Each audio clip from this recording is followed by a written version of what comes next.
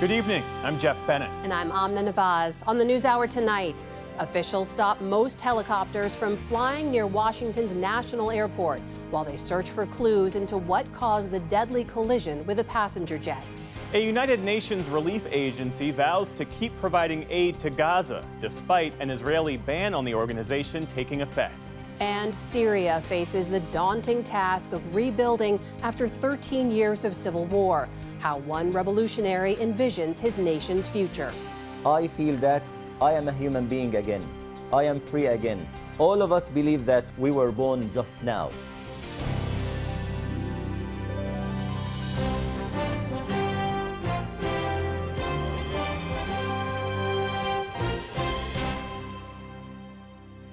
Major funding for the PBS NewsHour has been provided by friends of the NewsHour, including Jim and Nancy Bildner and the Robert and Virginia Schiller Foundation, the Judy and Peter Bloom Kovler Foundation, upholding freedom by strengthening democracies at home and abroad.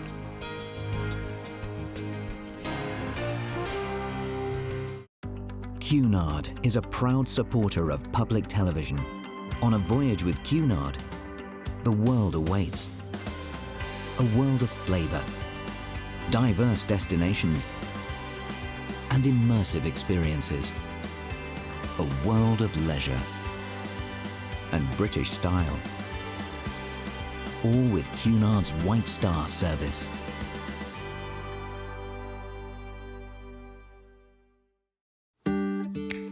The John S. and James L. Knight Foundation, fostering informed and engaged communities. More at kf.org.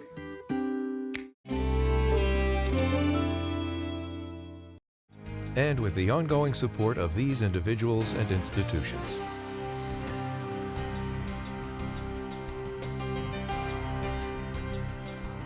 And friends of the NewsHour.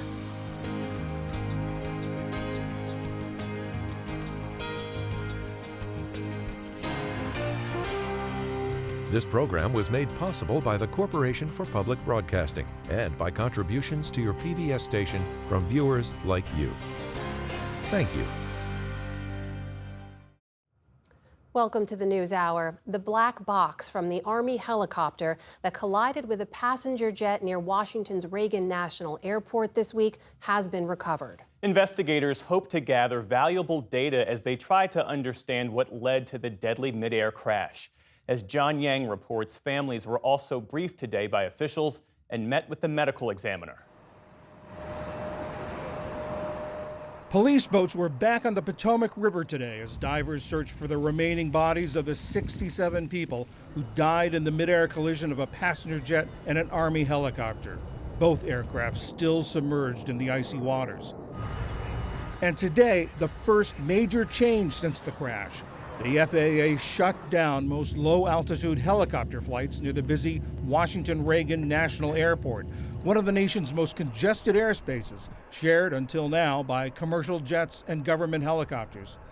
Meanwhile, NTSB investigators began analyzing the passenger jet's cockpit voice and flight data recorders, the so-called black boxes. On Fox News this morning, Defense Secretary Pete Hegseth said the Pentagon is trying to find out if the crew was using night vision goggles. If the qualification was a night flight, they could have been used. You have a lot of ambient light, a lot of things happening around Reagan. There can be depth perception problems. Again, that's speculation. Our investigation will tell us more. Several news outlets say that at the time of the crash, one of the controllers in the airport's tower was handling both planes and helicopters, tasks normally performed by two individuals. That practice is allowed, but typically later in the evening when traffic is slower. At the White House, reporters asked whether the flying public should be concerned about FAA staffing levels. In response, Press Secretary Caroline Leavitt doubled down on President Trump's controversial comments yesterday about diversity and inclusion. When you are flying on an airplane with your loved ones, which every one of us in this room has, do you pray that your plane lands safely and gets you to your destination, or do you pray that the pilot has a certain skin color? I think we all know the answer to that question, and as President Trump said yesterday, it's common sense. More than 40 bodies of the crash's 67 victims have been recovered, and we're learning more about those victims. Ian Epstein and Denacia Elder were the flight attendants on the passenger jet. 13-year-old figure skater Gina Hahn and her mother Jin were among those returning from a skating camp. Civil rights attorney Kia Duggins had been in Wichita for her mother's surgery. This fall, she was to become a professor at Howard University Law School. Michael Stovall was one of 7 friends on Flight 5342 returning from a duck hunting trip. And Chief Warrant Officer Andrew Eves and Staff Sergeant Ryan O'Hara, both husbands and fathers, were 2 of the 3 soldiers aboard the Black Hawk helicopter. For the PBS NewsHour, I'm John Yang. And the crash is spurring many more questions about the safety of the U.S. aviation system and whether other changes might be needed. For a pilot's perspective, we're joined tonight by Les Abend, a retired American Airlines 777 captain. He's also a contributing editor to Flying Magazine. Thank you for being with us. Glad to be here. The altitude of this military helicopter is coming under scrutiny. The New York Times is reporting today that the helicopter that collided with the passenger jet appears to have been flying too high and outside of its approved flight path at the time of the crash. Add to that, President Trump posted on social media that the helicopter was flying, quote, flying too high by a lot. As we await the findings of this investigation, based on your experience and your review of the new videos of the crash, what's your best assessment of what transpired? Well, listen, everything is pure speculation at this point. None of us should be making conjectures or anything of that nature with reference to what's happened. The altitudes that this helicopter might have been flying, I think, is being reported by data networks like FlightAware and so on and so forth. That's using GPS altitude, which can be different than regular altitude. Indeed, it's possible. My gut feel when I first saw this accident was that these pilots of the Black Hawk might have identified the wrong aircraft and didn't realize it till the last minute. Now, if they were using NVG goggles, night vision goggles, and you get a night vision goggles, correct. If you use those goggles, ambient light, especially coming from a landing light of another aircraft, can potentially blind you. So that's a possibility as well. But this is what the NTSB is doing. We will find there are a number of contributing factors to this terrible, terrible tragedy. Meantime, the FAA has indefinitely shut down the low-altitude helicopter corridor that was in use at the time of the collision. In your view, is the airspace around Reagan National, is it too crowded? What other changes need to be made? Well, it's crowded, and it's been that way for decades, and we've managed to get through decades with no midair collisions of any consequence that have actually had fatalities. So yes, it's busy airspace. We've got military operations, we've got civilian operations, we have restrictive airspace. I think what we could do is let's take a look at what we have now. What is it that potentially caused this problem? And evaluate that first. Where can we make changes? Is it possible that we could have more restrictions on what we call airplane and trail? In other words, the distance between the airplane ahead of us and the airplane behind us. Do we need to increase that spacing? It's increased during weather operations because airplanes have to slow down and configure early when they don't see the ground initially. So it can be a complicated and challenging experience, but a lot of times there's visual approaches which follow the Potomac River right to the particular runway, especially if they're coming from the north. This also has raised questions about the air traffic controller shortage. Again, we don't know to the degree that played a role in this collision, but the shortage is so severe that you have many air traffic controllers working 10-hour shifts, 6 days a week. Big picture, what danger does that present, if at all, to the flying public? Yeah, no doubt that this could be a potential issue, but it could be a potential issue in any facility. This is a very busy facility. There's some really, really sharp controllers that work for this particular facility.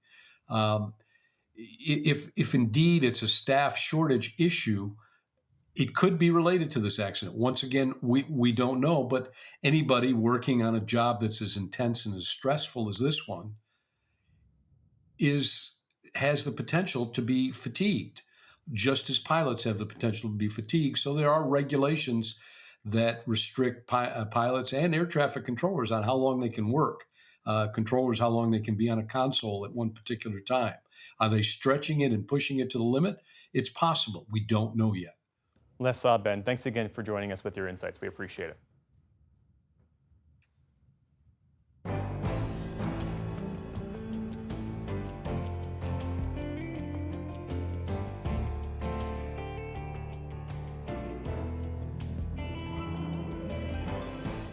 President Trump today said he's moving forward with his plans to slap tariffs on 3 major U.S. trading partners. Speaking to reporters, he confirmed 25% tariffs on goods from Mexico and Canada and 10% on those coming from China, with many to go into effect as soon as Saturday. The president also said that tariffs on the European Union are to be expected. The tariffs are going to make us very rich and very strong, and we're going to treat other countries very fairly. But if you think about it, other countries charge us tariffs. We don't charge them tariffs. And it's about time that that changes. Our White House correspondent Laura Barone-Lopez has been following all this and joins us now. So, Laura, what are the potential impacts of the tariffs? How sweeping are they? They're very sweeping, Amna, and they're unprecedented according to the economists that we talk to. Nothing like we've seen in our lifetimes in terms of the scope of the tariffs, especially being exacted on allies like Mexico and Canada. And I spoke to Erica York, the VP of Federal Tax Policy at the Tax Foundation, and she said that these are going to be extremely disruptive because of the fact that these tariffs are on all goods to Mexico and Canada.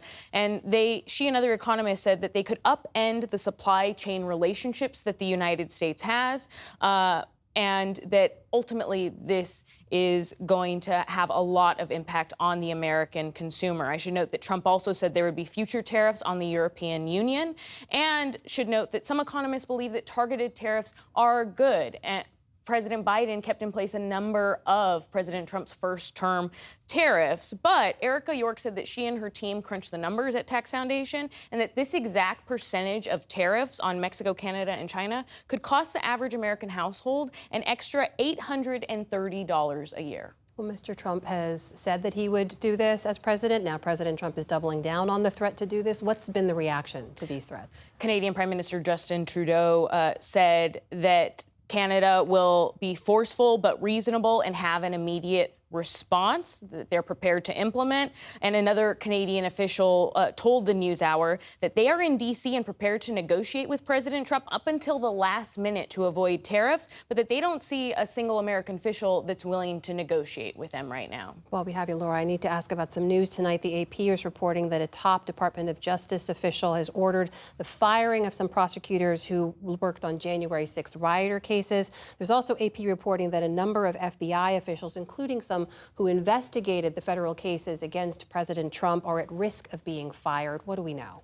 What we know so far is that the Trump administration is expected to fire dozens of FBI agents. It's according to multiple reports and also some reporting by our own Stephanie Tsai. But the president was asked about this today, and he essentially said he wasn't really aware of the potential of these firings. And he said that there are some very bad people over at the FBI and that he thinks that this is a good idea. But it was frankly stunning, Amna, because he didn't appear to be aware of these coming firings. Laura Barone-Lopez, thank you very much. Thank you.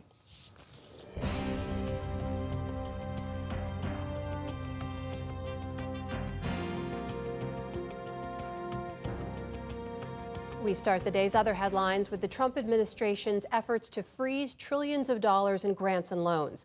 This afternoon, a judge in Rhode Island sided with nearly 24 states that had requested a temporary restraining order to pause the measure. That comes after a judge in Washington had halted the plan, but only until Monday. Earlier this week, a government memo called on agencies to freeze funding to make sure it's in line with President Trump's agenda. That sent shockwaves through the states, schools, and organizations that rely on those funds. That memo was then rescinded, though the White House press secretary has insisted that a funding freeze is still in the works. A senior Trump administration official traveled to Venezuela today to speak with President Nicolas Maduro about migrants. Venezuelan state TV showed the envoy for special missions, Richard Grenell, meeting with the authoritarian leader in Caracas. White House officials say he urged Maduro to take back deported migrants who've committed crimes in the U.S. and pushed for the release of several imprisoned Americans. The meeting comes weeks after Maduro was sworn in for a third term following last year's highly disputed election. The U.S. and several other Western nations do not recognize his victory. Turning now to the Middle East, where Israeli officials have confirmed the names of 3 hostages set to be released tomorrow by Hamas. They include American-Israeli Keith Siegel, French-Israeli Ofer Calderon, and Yarden Bibas. The news that Bibas will be released has raised questions about the fate of his wife and 2 young sons, also taken captive on October 7th. Hamas said earlier in the war that they'd been killed in an Israeli airstrike. Israel has not verified that claim. In the meantime, Palestinian officials say that Israel has agreed to release 90 prisoners as part of the 4th such exchange between the 2 sides. The United Nations says that Rwandan-backed rebels are expanding their presence in the Democratic Republic of Congo. The M23 group took the major eastern city of Goma earlier this week and has advanced into South Kivu province. Congolese forces were able to repel an attack late last night, but the rebels have vowed to march to Congo's capital of Kinshasa, about 1,000 miles away. In the meantime, the rebel-controlled Goma remains largely without water and electricity. The city has been a humanitarian hub for more than 6 million people in the region who've been displaced by the conflict. We no longer had people to protect us when fighting broke out. I hope M23 have pity on us. May they bring us peace. What we are going through is not meant for children of God. We live like animals. We are suffering. The UN also said today that it's concerned about growing human rights violations stemming from the conflict. This includes reports of executions at the hands of the rebels, as well as sexual violence carried out by the Congolese government forces. Back in this country, a New York doctor was indicted today for allegedly prescribing an abortion pill online to a teenager in Louisiana, where the procedure is banned, with few exceptions. A grand jury there charged Dr. Margaret Carpenter and her company with, quote, criminal abortion by means of abortion-inducing drugs, a felony. Louisiana classifies the abortion drugs mifepristone and misoprostol as controlled dangerous substances. This appears to be the first case of criminal charges against a doctor for sending abortion pills to another state since Roe v. Wade was overturned in 2022. On Wall Street today, stocks ended lower amid concerns about President Trump's tariffs. The Dow Jones Industrial Average lost more than 300 points on the day. The Nasdaq dropped more than 50 points. The S&P 500 also ended the week in negative territory. And today marks the 5th anniversary of not one, but 2 moments that changed our world forever. First up, Brexit.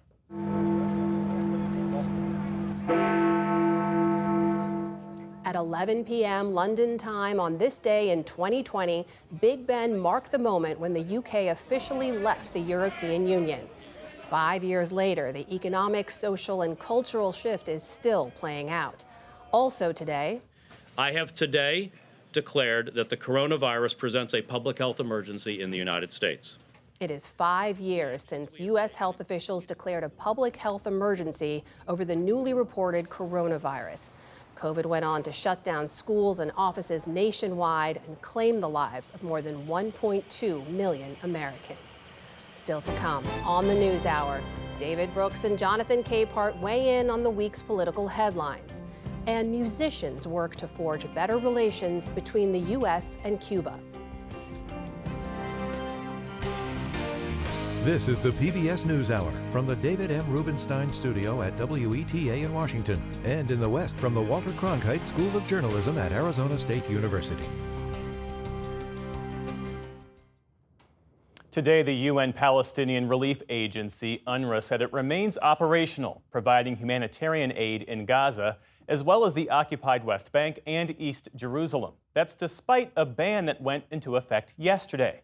An Israeli law passed in October forbids UNRWA from operating on Israeli land and forbids contact with Israeli authorities. Nick Schifrin has more. UNRWA was established after the creation of the State of Israel as the primary UN agency to serve the Palestinian population. In the decades since, it has come to provide some 6 million Palestinians in Gaza and the occupied territories not only humanitarian assistance, but education and healthcare. Israel has argued that UNRWA staff helped commit the Hamas terror attacks on October the 7th, 2023. The UN has said 9 UNRWA staff may have been involved and were fired. To understand the status of UNRWA and its future, we get 2 views. William Dury, director of UNRWA's Washington, D.C. office, and Asaf Arayan, a retired brigadier general with the Israeli Defense Forces, now a fellow with the Washington Institute for Near East Policy. Thanks very much to both of you. Welcome to the NewsHour. Bill Dury, let me start with you. What is going on with UNRWA? As we said earlier, there is an official ban that has gone into effect, but you're still operating. So what's its status? The first day of the ban, all UNRWA facilities in East Jerusalem and the West Bank remained open, save our field headquarters in Jerusalem. In fact, we had 400 medical consultations in East Jerusalem alone. School's going to reopen again on Sunday. In Gaza, our international staff remain, and we continue to stay and deliver. We are a major part of the humanitarian assistance effort, particularly since the ceasefire. So, Asaf Arayan, what should we make of that, in your opinion, that there is an official ban on this organization, and yet it continues to operate? I think it is important to understand the Israeli view of UNRWA. And to put it shortly, it's a poisoned apple. The apple part is the services that we heard, education, food, and health, which are a necessity, and everybody recognizes the need to do so. The poison part is connected to negative aspects of UNRWA, the involvement and actually the repurposing and overtake of Hamas of parts of UNRWA operations in Gaza. Involvement in terror, participation in the October 7th massacre, in hostage taking. We have a hostage who said, I was held inside an UNRWA site. So, Bill, take those arguments on. Israel says that UNRWA has been infiltrated by Hamas, and then we have seen things like tunnels that Hamas has used underneath UNRWA schools. The UN nor UNRWA want Hamas members as part of the organization. When Israel in January of last year brought us the initial names, the first thing that our Commissioner General said was, this is a betrayal of the United Nations. This is a betrayal of the work that we do for Palestinian refugees. As a result, we moved swiftly and decisively, both us and the Secretary General. Secretary General ordered his equivalent of an Inspector General to look at this. The Secretary General also commissioned an independent outside review of UNRWA's neutrality operations. The record is clear. When we find, for example, a tunnel under one of our facilities, and let's be honest, these tunnels are everywhere. What we do is we notify the Israeli government of what we found. We notify the United States and all the other major donors. We demarche the Palestinian or the de facto authority. And then, frankly, at some personal risk, we inject cement into those tunnels and such. So, Asaf Arayan, have the steps that UNRWA taken been sufficient? And again, does the fact that they are still operating, the Israeli government appears to be allowing them to operate, mean that the Israeli government in some ways needs UNRWA? I think we need to address 2 issues. The tactical issues that have been mentioned here of involvement or the use of UN sites for terror and military purposes. The second pertains to the strategic aspects. When this agency, unlike the High Commissioner for Refugees, its sister agency in the UN, is not about finding long-term solutions for the Palestinian refugees. It's inheritance or hereditary status given to Palestinians just by the fact that their ancestors were among the refugees in 48 and 67. no other refugee population is still around. There are some positive services which were mentioned, but it comes with a problematic load of strategic issues which actually impede the peace process or peacemaking, and instead it is perpetuating the right of return as an issue and inciting through its education system. Bill Durie, is there an alternative to UNRWA that exists? No. UNRWA performs a unique function in the UN system. We are a direct service provider. We run, as Asif noticed, a healthcare network. We run an education system. We provide relief and social services. Nick, every UNRWA Commissioner General wants to be the last UNRWA Commissioner General. Asif is right. This was established as a temporary agency until there was a permanent solution. The member states of the UN across 75 years have failed to come to that permanent solution. In fact, UNRWA is by design built to be turned over to a Palestinian institutions. It's why we pay, for example, local comparator wages. We don't want to be there forever, and in fact, we see our role in Gaza as hopefully being a bridge to whatever emerges as the governance there. Asif Ryan, I mean, all UN officials say you cannot replace UNRWA. Sure you can. Of course you can.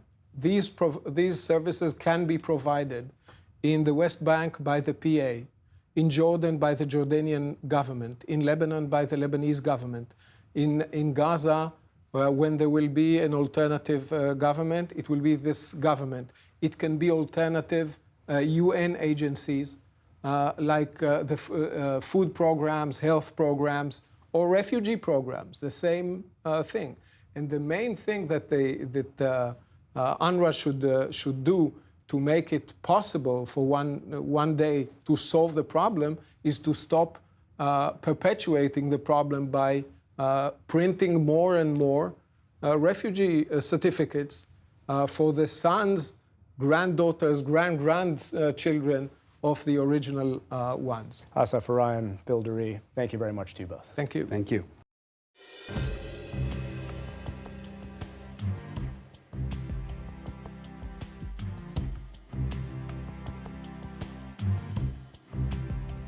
As Syria recovers from 13 years of civil war and decades under the brutal Assad regime, its people must now rebuild their nation. One of those facing that task is Salah Hawa, a Syrian literature professor and revolutionary who the NewsHour met in 2012 and has spoken with many times since.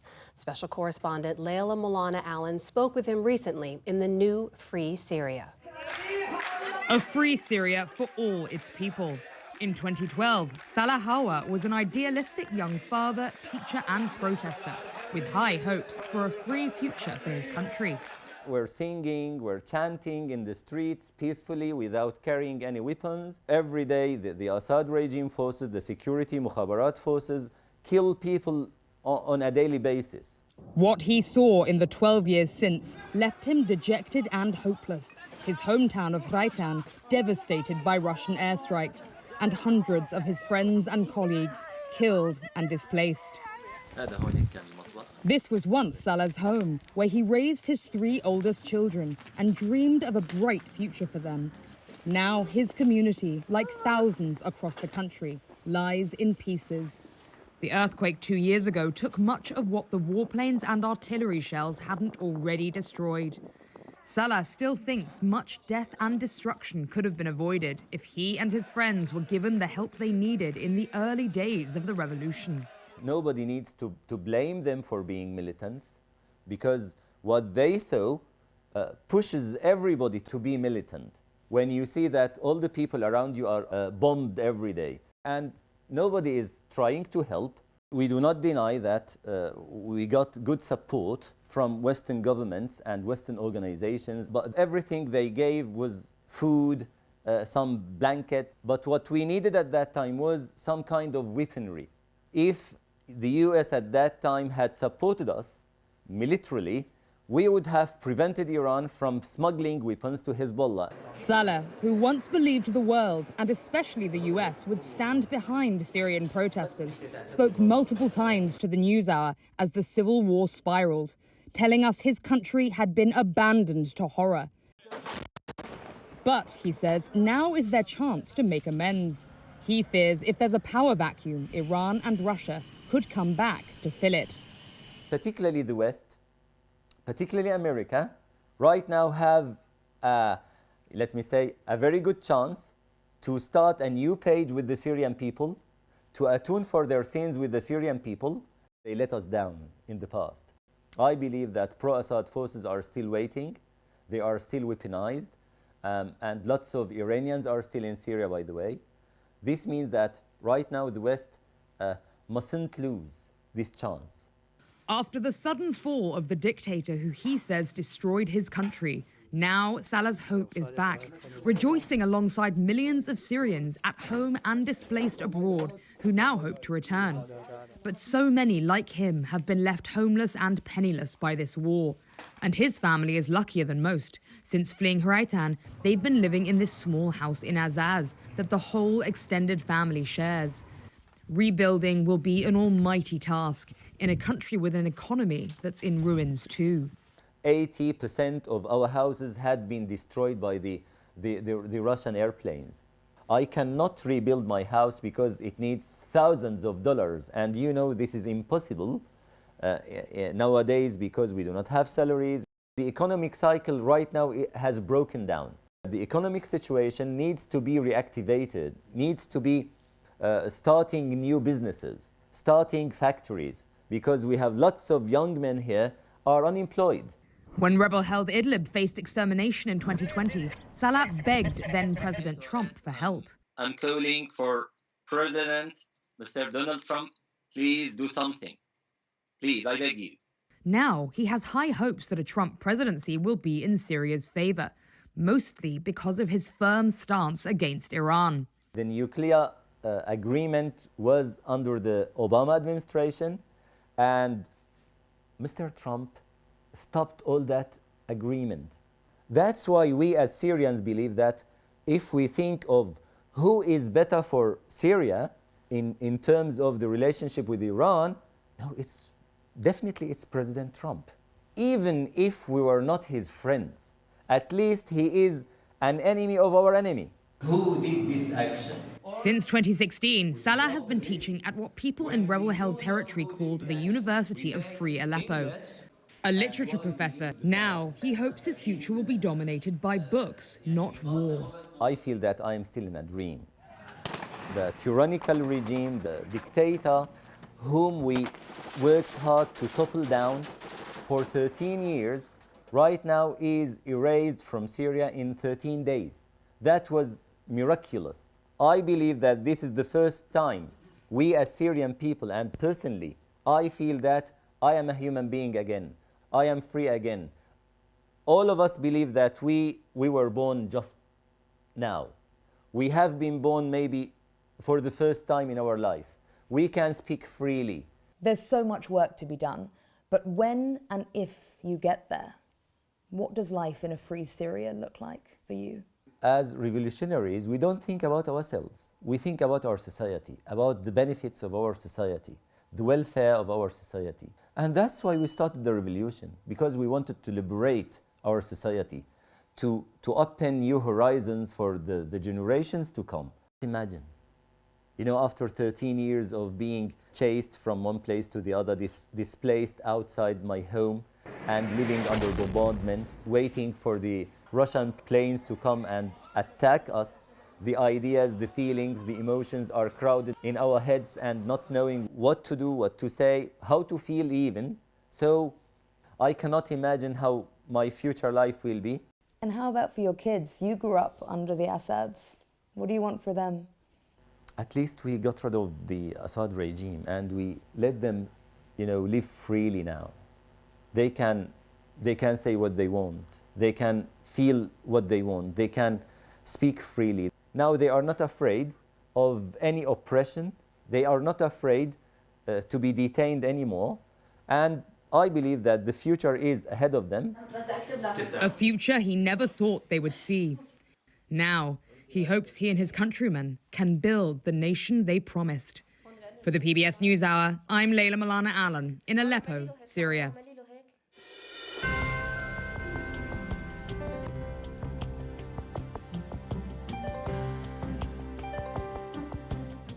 Contentious confirmation hearings and confusing policy rollouts mark the second week of this Trump administration. For insights into it all, we're joined by Brooks and Capehart. That is New York Times columnist David Brooks and Jonathan Capehart, associate editor of The Washington Post. Great to see you both.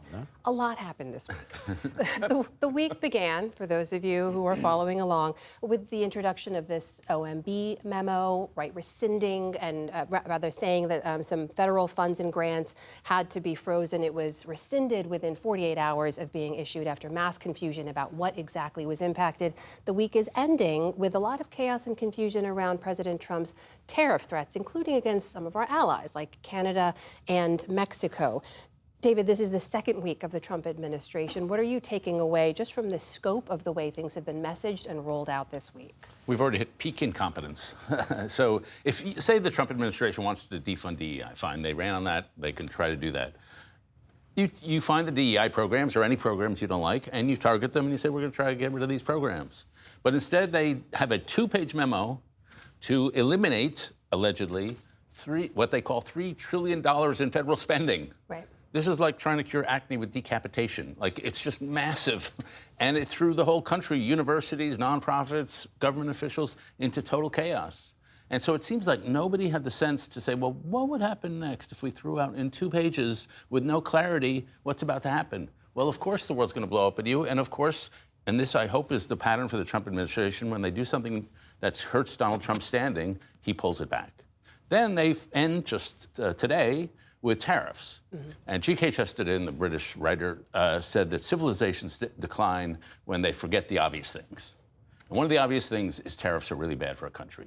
In 1930, we had the Smoot-Hawley tariff. We all learned this in high school, which turned a financial crisis into a global recession by cutting trade flows. Now, this won't be that bad, but it'll have the effect of a financial crisis on Canada and on Mexico. All the things you want in an economy that are good get worse under tariffs. You get lower wages, you get lower productivity, you get lower supply chain flows. So to me, it's another self-destructive policy.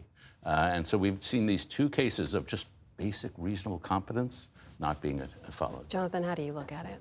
We're 11 days in, and I'm resisting calling this chaos or confusion, because what this really is this is what he ran on, taking a wrecking ball to the government. This is what happens when you believe that the government is completely woke, however they're defining it. And so you put out a memo saying, we're freezing funding. We're doing all these things that will hurt people. That press conference yesterday, let's just zero in on the press conference the president did yesterday, talking about a tragedy in the Potomac. 67 souls gone. And he gives lip service. He does a moment of silence, and then spends the next 25 minutes saying some of the most racist things I've ever heard come out of the White House, come out of the White House press briefing room, come out of the mouth of the President of the United States. Scapegoating anyone who isn't white, Christian, male, straight, for problems in the country, and then deflecting blame onto past presidents, Democratic presidents. This is all, he ran this way. He said he was going to do these things. And right now, all we can do is sit back and pray that the wrecking ball doesn't destroy us. Well, he's still continuing to pull his team together as well. We know a number of his key nominees had their confirmation hearings on Capitol Hill, including Robert F. Kennedy Jr. for HHS, Kash Patel to lead the FBI, and Tulsi Gabbard as the at DNI. There were a couple of moments I want to get your take on, though, that seemed to reveal some Republican concerns about Gabbard and Kennedy in particular. Just take a listen to these. Will you reassure mothers unequivocally and without qualification that the measles and hepatitis B vaccines do not cause autism? Senator, I am not going into the agency with any. That's kind of a yes or no question, because because the data is there. And that's kind of a yes or no. And I don't mean to cut you off, but that really is a yes or no. If the data is there, I will absolutely do that. I want to make certain that in no way does Russia get a pass in either your mind or your heart, or in any policy recommendation you would make or not make. Senator, I'm offended by the question because my sole focus, commitment, and responsibility is about our own nation. Just as a reminder, the overwhelming data shows no link between vaccines and autism, and Gabbard has previously blamed the U.S. and NATO for Russia's war in Ukraine. But David, when you look at this and you hear some of those concerns, do you think these senators still back these nominees despite those concerns? Yeah, what I heard in these two cases in particular was Republican senators saying to the nominees, that crazy thing you believe, you don't really believe that, right? Would you please just make it easier for me to vote for you by telling me you don't really believe that? And in both cases, the nominees said, I'm not going to tell you I believe it, but I'm not going to tell you I don't believe it. And so they didn't make it very easy on these Republican senators. I actually think Tulsi Gabbard's in a little harder place because A, there's a much broader phalanx of Republicans who are skeptical about her. Second, the Intelligence Committee is a serious committee. That's a committee that usually meets in private. So it's not usually a committee filled with histrionic behavior. It's filled with reasonable behavior. And they really do know intelligence.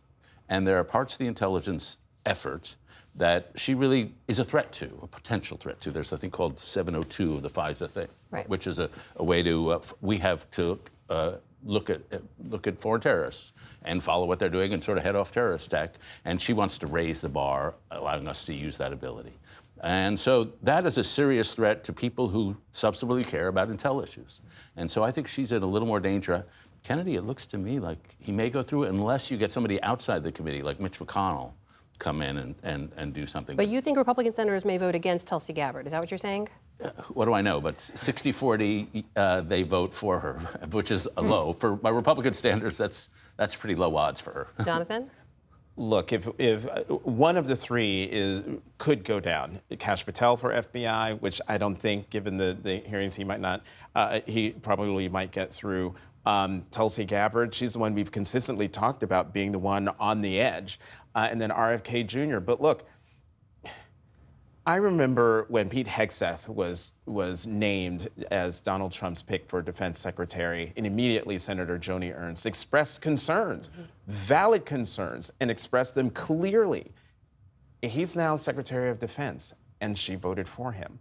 So I would love to be, I'm always sitting here saying— Three Republicans did vote against him, right? Collins, Murkowski, and McConnell. Correct, and yet he is still Secretary of Defense. Vice President Vance broke the tie. Right. I say this often on this program.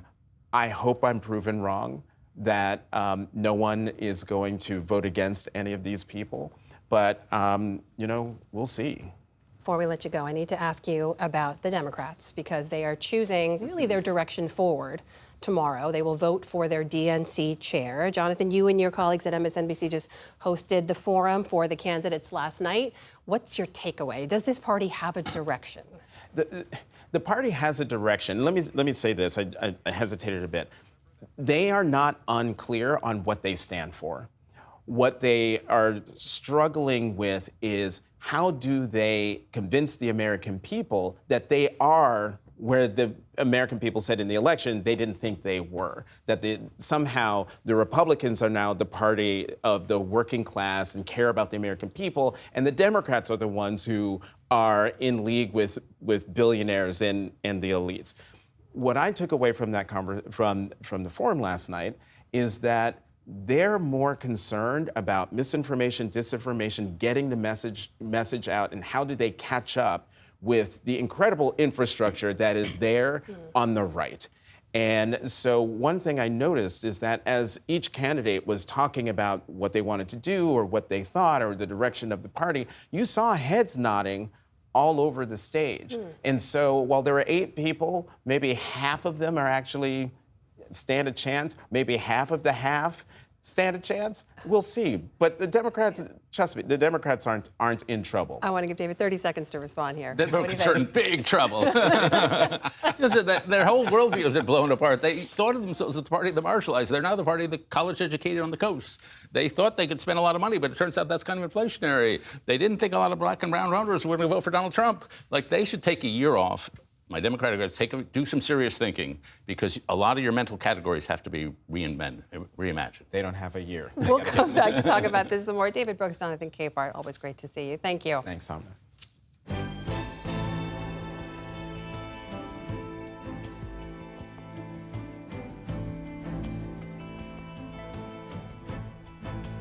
The future path of Cuba has been in the headlines lately. Can music be the gateway to closer relations between Americans and Cubans and help provide relief amid the economic downturn and isolation? That's the hope of a group of high-profile musicians who've been forging a bond between young students on and off the island. Jeffrey Brown has the first of 3 reports from Havana for our Canvas coverage and Art in Action, exploring the intersection of art and democracy. On a rooftop under the stars in Havana, the sounds of a youthful New Orleans brass band, followed by those of Cuban teens, members of a group called Primera Línea, meaning first line, named after the famous second line musical tradition in New Orleans. A battle of the bands? Not really, more a blast of joy and connections. Every time we hear them, we learn about their music because we like learning about that culture, and it helps us teach them about what we do so they can learn as well. They're just so energetic and they're very passionate about it, and that's what I really love. I like to see people who are passionate about what they do, doing what they love, like how I do. A connector-in-chief of this 4-day gathering, Troy Andrews, better known as Trombone Shorty, Grammy-winning international star who fuses jazz, funk, and more. You know, some of these kids' music is life. When I come here, it's the same thing as New Orleans. What they play is life here. You know, you can hear the culture, you can hear the struggle, you can hear the pain and the happiness through that music. We first met Andrews 7 years ago in New Orleans. To learn of how he got his nickname, it started out as a child, a shorty, playing in the streets of the famed Tremaine neighborhood, of his commitment to music, and to his Trombone Shorty Foundation, an after-school program offering local students music and life lessons. As a 12-year-old himself, he'd had the opportunity to come to Cuba as part of a cultural exchange program, a formative experience. This place and the music has never left me since that day in 1998, since that trip. And my goal was to always be able to come back because it had that major of an impact on me at that young age, very impressionable age, that it never left me. 5 years ago, he began bringing student musicians from the foundation to Havana to play for and interact with students here. That's now grown into an event called Getting Funky in Havana, an exchange in music and broader culture for the young musicians, for a group of American music lovers basking in the chance to visit Cuba, and for Cuban fans attending a series of outdoor concerts. Participating all along the way, stars like legendary bluesman Taj Mahal, soaking in the performances of the young Cubans.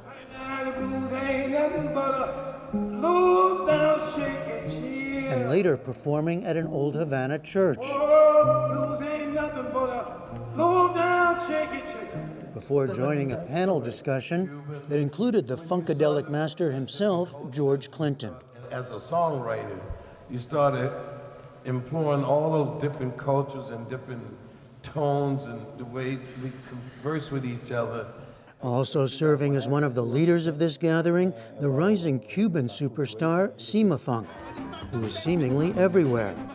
Performing with the young musicians, taking in a jam at a local school, even walking the runway in a fashion show.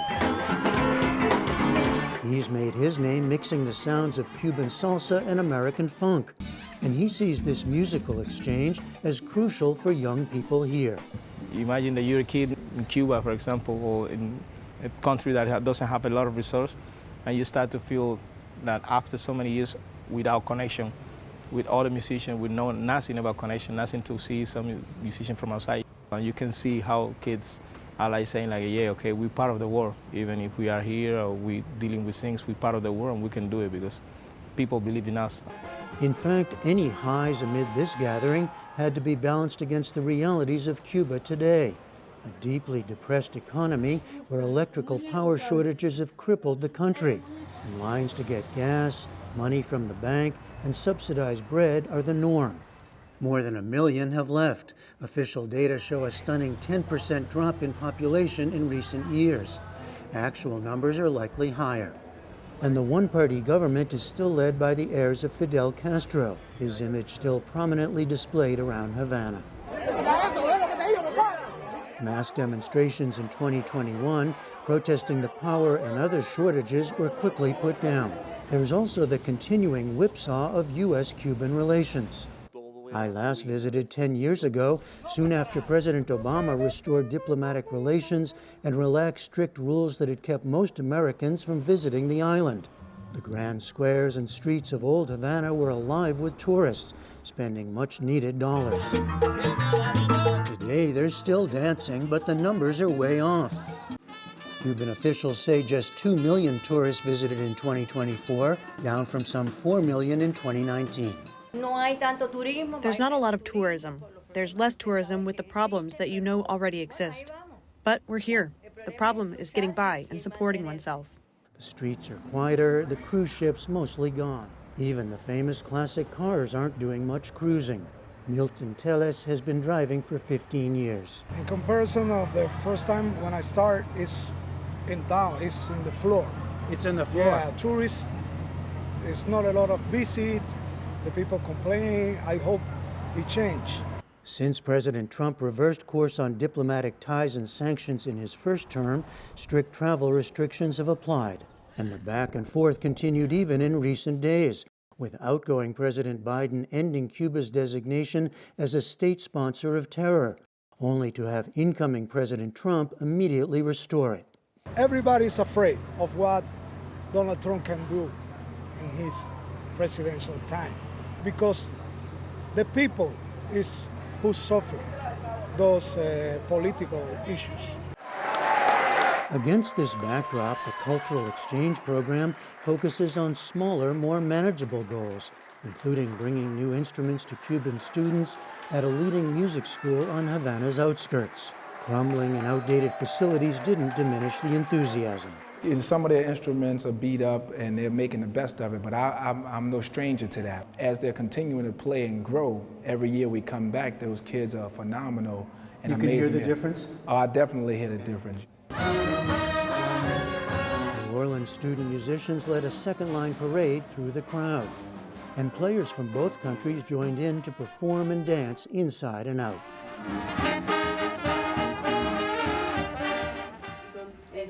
15-year-old trombonist Daniela Hernandez lives nearby with her very proud extended family. She's also a member of the Primera Línea band that performed for the visitors and locals alike. When they listen to us, I want them to be like, wow, how delightful, and that they start dancing and enjoy what we do to the fullest. Because in the end, we do this so they can have fun with us. Also in the band, 14-year-old percussionist Holden Ortiz. It has been my passion since I was small. I dream with the music. I dream with everything I can create when I have a few more years in. I dream of continuing with my music, with other bandmates, with being a great musician. That's a universal dream, of course, and 17-year-old New Orleanian Jarnell Demesme brought along a personal dream of seeing the homeland of his father's family. He was also getting a taste of being a role model. You can tell they love what they do, they love to play their horn, they love to learn, and they love to interact with music with other people. And it's really like inspiring, because if they can look up to me like that at my age now, I can just imagine when I grow up how people will look up to me then and how I can get back to the community. And that's what it's all about for Trombone Shorty as well, who could be found throughout interacting with young musicians and including them in Super Jam performances at major Havana venues. This kind of cultural exchange, what can it actually accomplish? You know, I mean, we can all have a good time, and we are, but what does it accomplish, do you think, in the end? We've been able to have a great impact on some of the kids, and plus some of the kids that we brought here from New Orleans.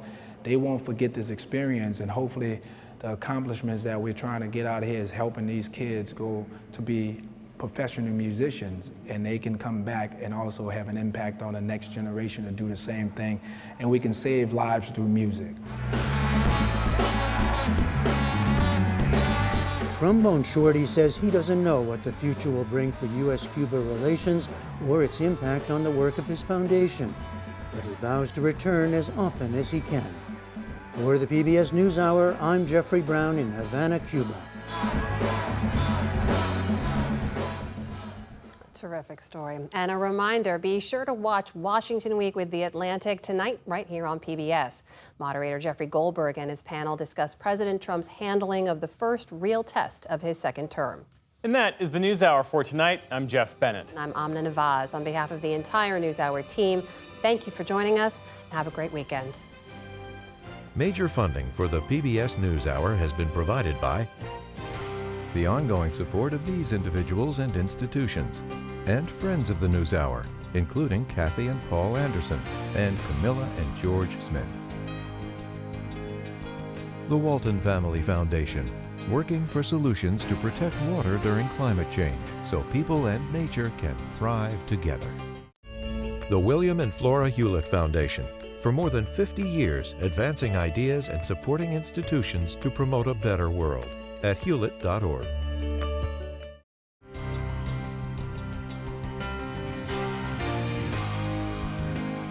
And with the ongoing support of these individuals and institutions.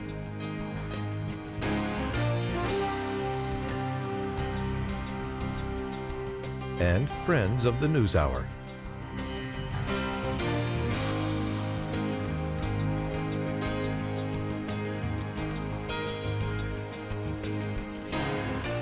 This program was made possible by the Corporation for Public Broadcasting and by contributions to your PBS station from viewers like you. Thank you.